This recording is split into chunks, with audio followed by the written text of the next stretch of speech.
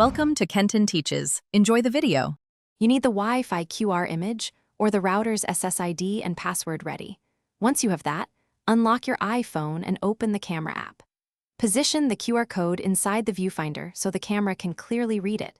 Avoid glare and hold steady for 1 to 2 seconds. Make sure airplane mode is off and Bluetooth or Wi-Fi radios are enabled because the phone will hand off credentials to the network. If the QR is on another device, increase brightness and zoom slightly to help detection. Once the camera recognizes the QR code, a notification banner appears at the top of the screen labeled with the Wi-Fi network name. Tap that banner. You'll see a small prompt showing the SSID and sometimes the security type. This confirms what you are about to join.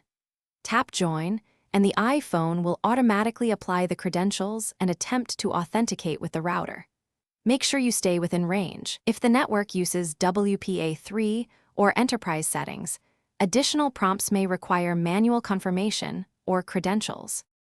After tapping Join, confirm connection by opening Settings, selecting Wi-Fi, and looking for the blue checkmark next to the SSID and an assigned IP address. This proves you're online. If the phone fails to connect, first verify the QR actually encodes the correct SSID, security type, and password. Recreate the QR if necessary.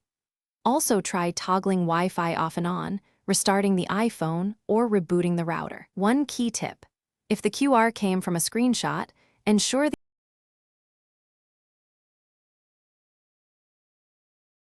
Thanks for watching. Please subscribe if this video was helpful.